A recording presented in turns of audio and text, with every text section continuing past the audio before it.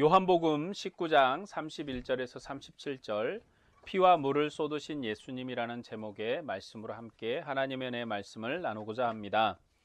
성경이나 어떤 글이든지 그 글 자체의 의미를 파악하는 것이 중요합니다. 그러기 위해서 문맥을 중심으로 그 의미를 파악해야 합니다. 그런데 감사하게도 우리에게는 요한복음 말고도 세 권의 복음서가 더 있습니다. 이 복음서들을 서로 비교하면 그 차이점 때문에 각각의 복음서의 강조점을 알 수 있습니다. 각 복음서가 증가하는 십자가 장면도 서로 비교해보면 각 복음서가 강조하고자 하는 것이 무엇인지를 알 수 있습니다. 각 복음서의 특징을 하나로 묶으려는 노력보다는 각각의 차이점을 통해서 사복음서의 강조점을 파악하는 것이 중요합니다. 차이점이 강조하고자 하는 것입니다. 오늘 지난주에 이어서 요한복음 19장 말씀입니다.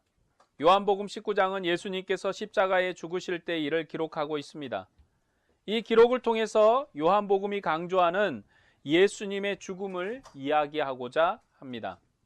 먼저 본문 31절에서 34절의 말씀을 보겠습니다. 이 날은 준비일이라. 유대인들은 그 안식일이 큰 날이므로 그 안식일에 시체를 십자가에 두지 아니하려 하여 빌라도에게 그들의 다리를 꺾어 시체를 치워달라 하니 군인들이 가서 예수와 함께 못 박힌 첫사람과 또 다른 사람의 다리를 꺾고 예수께 이르러서는 이미 죽으신 것을 보고 다리를 꺾지 아니하고 그중 한 군인의 창으로 옆구리를 찌르니 곧 피와 물이 나오더라. 이 말씀은 유대인들이 빌라도에게 요구한 내용입니다. 십자가 형벌은 십자가에서 죽을 때까지 두는 형벌입니다. 그런데 그 다음 날이 유월절이었습니다. 유대인들은 큰 안식일에 땅을 더럽히지 않으려고 십자가에 달린 죄인을 치워달라고 요구했습니다. 이런 요구는 신명기 21장 22절에서 23절 말씀 때문입니다. 신명기 21장 22절에서 23절의 말씀을 읽어드리겠습니다. 사람이 만일 죽을 죄를 범함으로 내가 그를 죽여 나무 위에 달거든 그 시체를 나무 위에 밤새도록 두지 말고 그날에 장사하여 내 하나님 여호와께서 내게 기업으로 주시는 땅을 더럽히지 말라. 나무 위에 달린 자는 하나님께 저주를 받았음이니라. 하나님이 주신 언약의 땅은 거룩한 땅이기 때문에 범죄한 사람이 죽으면 당일의 시체를 매장해서 그 다음 날까지 땅을 더럽히지 말아야 합니다. 나무에 달려 죽은 죽음은 저주받은 죽음이기 때문에 그 저주가 하나님의 나라를 더럽히지 않도록 당일의 땅에 묻어야 합니다. 왜냐하면 율법을 따라 저녁이 되고 아침이 되면 이전의 부정은 없어지기 때문입니다. 저주받아 나무에 달려 죽은 자를 만일 당일에 매장하지 못하면 저주가 그 땅에 계속되기 때문에 당일에 매장하도록 성경은 명령하고 있습니다. 유대인들의 명절인 유월절은 큰 안식일이기 때문에 모든 것이 정결해야 합니다. 그래서 유대인들은 유월절을 정결하게 지내기 위해서 예수님을 판결한 빌라도의 관청에도 들어가지 않았습니다. 그런 유대인들이 유월절을 정결하게 지내기 위해서 십자가의 시체를 당일에 치워달라고 요구했던 것입니다. 유대인들의 요구에 군인들이 가서 예수님과 함께 못 박힌 두 사람의 다리를 꺾어 죽음을 재촉했습니다. 그러나 예수님께서는 이미 죽으셨기 때문에 다리는 꺾지 않고 창으로 옆구리를 찌르니 곧 피와 물이 나왔습니다. 요한복음은 유대인들의 요구로 시체를 치우기 위해서 예수님의 옆구리를 찔렀다고 보도하고 있습니다. 마가복음에서는 아리마대 사람 요셉이 예수님을 장사 지내기 위해서 시체를 요구하러 빌라도에게 갔다고 기록합니다. 빌라도는 예수님께서 벌써 죽으신 것을 확인하고 시체를 넘겨주었습니다. 요한복음에서는 유대인들이 거룩한 유월절을 지키기 위해 시체를 치워달라고 요구했기 때문에 죄인들을 빨리 죽여야 했습니다. 그래서 두 사람은 다리를 꺾어 죽였고 예수님은 이미 죽으셨기에 그의 죽음을 확인하려고 옆구리에 창을 찔렀다고 기록합니다. 이처럼 예수님께서는 두 번 죽으신 것이 되었습니다.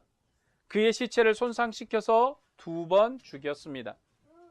다른 사람은 아직 살아있기 때문에 다리를 꺾어서 확실하게 죽였습니다. 그러나 예수님께서는 이미 죽으셨기 때문에 그의 죽음을 더욱 확실하게 하기 위해서 옆구리를 찔렀습니다. 이는 유대인들의 요구 때문에 예수님을 2번 죽인 셈이 되었습니다. 유대인들이 시체를 치워달라고 한 것은 나무에 달려 죽은 자는 저주받은 죽음이기 때문이었습니다. 예수님의 죽음도 그런 저주받은 죽음이기에 그의 시체를 치워달라고 요구했던 것입니다. 그런 유대인들의 요구 때문에 예수님께서는 2번 죽으심을 당하신 것이 되었다고 요한복음은 보도해주고 있습니다. 군인들이 예수님의 옆구리를 찌르니 물과 피가 나왔습니다. 우리는 이 물과 피를 확대해서 해석할 필요가 없습니다. 이 피와 물은 세례이고 피는 성찬이라고 연결시켜 해석할 필요가 없다는 것입니다. 물론 요한복음이 예배 언어, 내위기적인 언어를 사용하고 있습니다. 그렇지만 이 문맥은 예수님께서 확실히 죽으셨다는 것을 확증하기 위해서 물과 피가 나왔다고, 피와 물이 나왔다고 말씀하는 것입니다. 그래서 이 문맥은 예수님의 죽음의 의미를 설명하는 것이 아닙니다. 예수님의 죽음을 확증하는 그러한 피와 물인 것입니다. 본문 35절의 말씀을 보겠습니다. 이를 본 자가 증언하였으니 이 증언이 참이라. 그가 자기의 말하는 것이 참인 줄 알고 너희로 믿게 하려 함이니라. 이를 본 자가 증언하는데 그 증언자는 십자가 곁에 섰던 사랑하는 제자 요한입니다. 요한복음은 요한의 증언을 따라 기록되었습니다. 요한이 증언한 참된 증언은 피와 물이 나왔다는 것입니다. 이 증언은 예수님께서 분명히 죽으셨다는 거죠. 예수님께서는 말씀이 육신이 되어 우리 가운데 오신 분이십니다. 그런 그가 분명히 죽었다고 그의 죽음을 확증해주고 있는 말이 피와 물입니다. 이 증언은 우리로 예수님의 죽음을 확실히 믿게 합니다. 예수님은 분명히 죽으셨습니다. 36절에서 37절의 말씀을 보겠습니다. 이 일이 일어난 것은 그 뼈가 하나도 꺾이지 아니하리라 한 성경을 응하게 하려 함이라. 또 다른 성경에 그들이 그 찌른 자를 보리라 하였느니라. 다리가 꺾이지 않은 것은 성경을 응하게 하려는 것이라고 설명해 주고 있습니다. 이 본문은 다른 복음서와 비교해 보면 그 강조점을 좀 더 확실하게 알 수 있습니다. 마태복음은 예수님께서 죽으실 때 하늘이 깜깜해졌다고 기록합니다. 그리고 땅이 진동하고 바위가 갈라지고 휘장이 위로부터 아래로 찢어지고 잠자던 성도들의 몸이 많이 일어났다고 증언합니다. 예수님께서 죽으셨을 때 무덤 문이 열리고 휘장이 찢어진 것은 그의 죽음으로 하나님 앞에 나아가는 새롭고 산 구원의 길이 열린 것이라고 히브리서는 해석해주고 있습니다. 마태복음은 예수님께서 의인들의 소망을 완성하신 메시아라고 설명하는 것에 강조합니다. 복음서 중에 마태복음만이 예수님의 죽음이 하나님의 임재하심이어서 바위가 터지고 지진이 일어났다고 기록합니다. 누가복음은 선교적인 복음이어서 예수님의 죽음을 의인의 죽음으로 이야기합니다. 그래서 예수님께서 죽으실 때 그의 영혼을 아버지께 부탁하시고 죽으셨다고 누가복음은 기록합니다. 그런데 요한복음은 예수님께서 저주받은 죽음을 죽으셨다고 증거합니다. 이 요한복음이 기록하는 예수님의 죽음은 저주받은 자의 죽음입니다. 예수님께서 저주받은 죽음을 죽으셨기 때문에 유대인들이 유월절을 더럽힐 수 없다고 요구한 사실을 기록합니다. 요한복음은 유대인들이 예수님을 저주받은 자로 정죄했음을 증거합니다. 유대인들이 안식일을 더럽히지 않기 위해서 시체를 치워달라고 요구했고 빌라도가 예수님의 시체를 치웠습니다. 그 과정에서 강도들은 다리뼈가 꺾여서 죽었지만 예수님께서는 이미 죽으셨으므로 옆구리를 찔러서 그의 죽음을 확증했습니다. 이 일은 성경을 이루기 위한 것이라고 말씀합니다. 그 첫 번째 성경은 시편 34편 19절에서 20절 말씀입니다. 의인은 고난이 많으나 여호와께서 그의 모든 고난에서 건지시는도다. 그의 모든 뼈를 보호하시며 그 중에서 하나도 꺾이지 아니하도다. 이 시편 34편은 예수님에 대한 예언을 담고 있는 시가 아닙니다. 이 시는 다윗이 고난을 받을 때 하나님께서 어떻게 의인을 보호하시고 악인은 그 죄대로 심판하신가를 노래하는 시입니다. 하나님께서 의인을 보호하시기에 그 모든 환난에서 건지시고 뼈 하나까지도 상하지 않게 보호하신다는 내용입니다.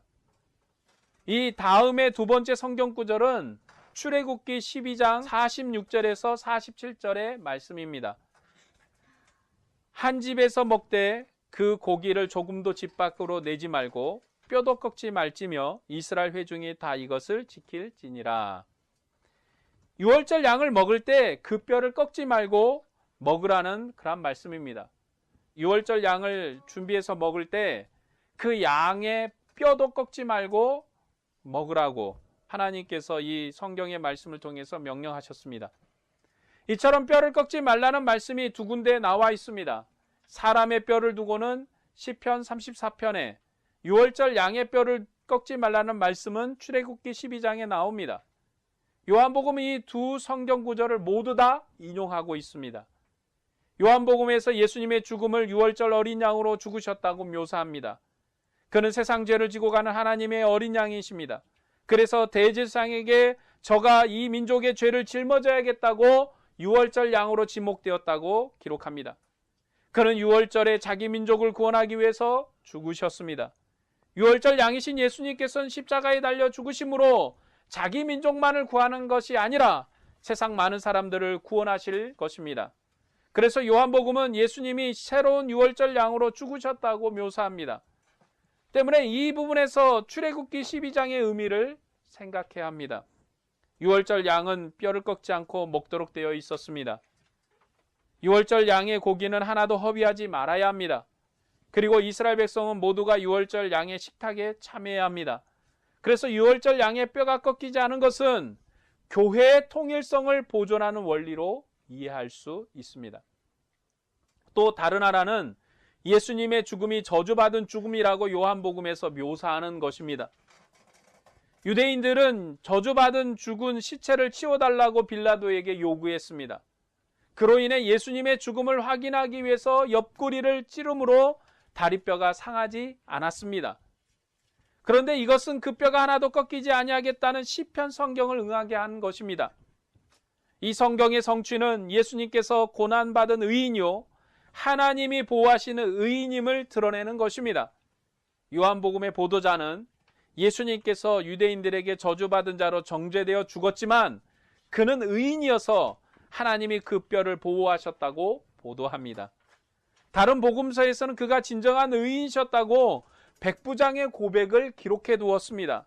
그러나 요한복음에서는 이 시편 34편을 인용해서 예수님께서 저주받은 죽음을 죽으셨지만 하나님이 그 뼈를 보호하심으로 진정한 의인이셨다고 증거합니다. 이렇게 요한복음은 시편과 출애굽기의 두 가지의 의미를 동시에 증거하고 있습니다. 예수님께서는 저주받은 자로 죽으셨지만 하나님이 사랑하신 아들이십니다. 그래서 그가 죽으실 때 의복까지 보호하심으로 그 영광이 상하지 않도록 했습니다. 그리고 오늘 본문을 통해서는 그의 뼈까지도 보호하셨다고 말씀하십니다. 유대인들은 그를 저주받은 자로 정죄했지만 하나님께서는 그를 의인이라고 증거하십니다. 그는 하나님의 의인일 뿐만 아니라 예배 언어로 그는 뼈가 꺾이지 않으므로 의인의 공동체인 교회도 온전히 하나로 보존시키시는 분이십니다.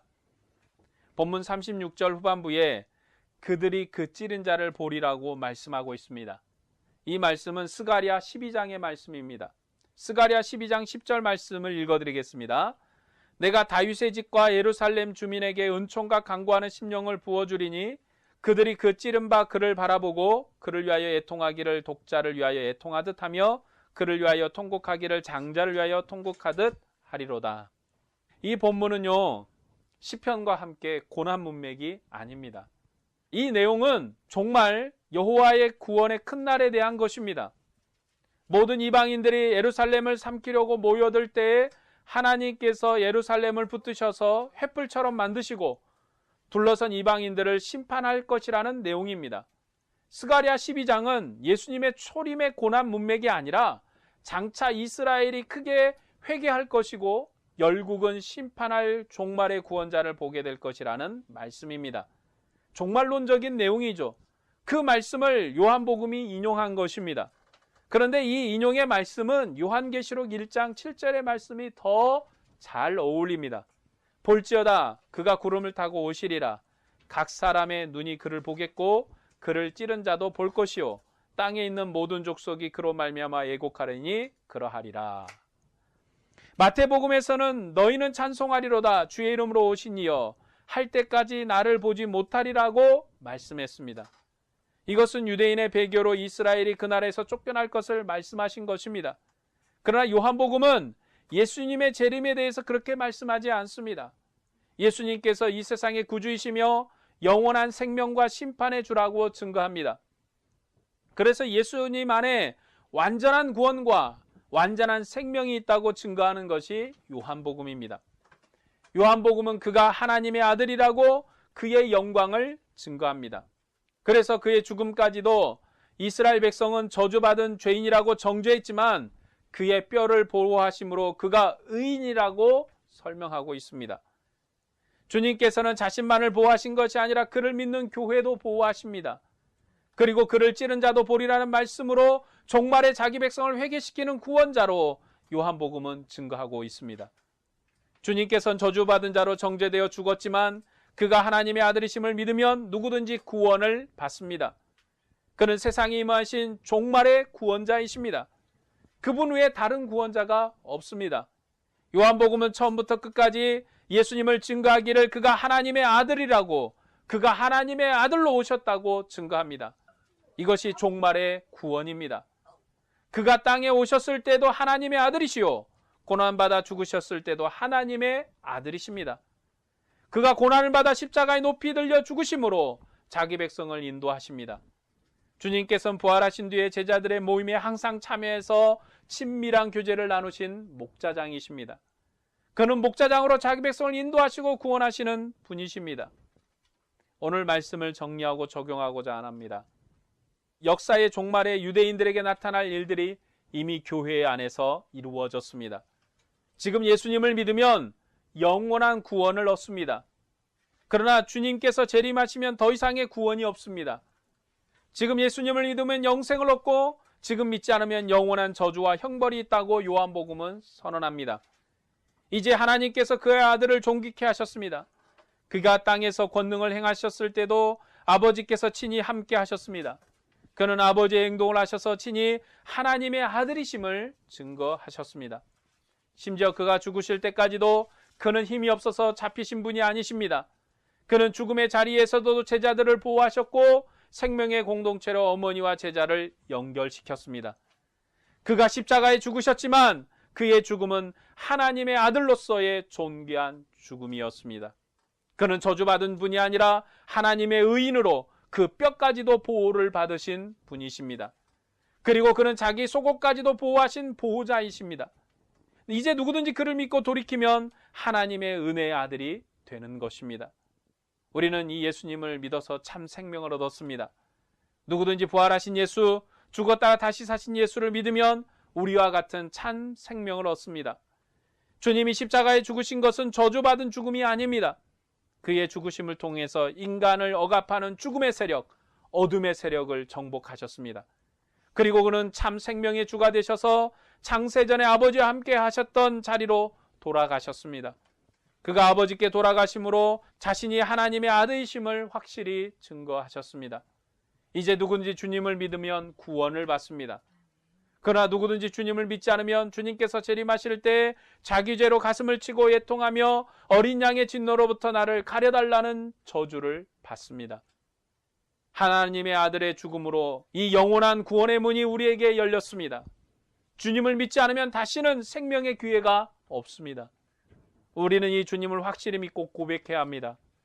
그의 죽음이 영원한 승리요 생명이라고 고백해야 합니다.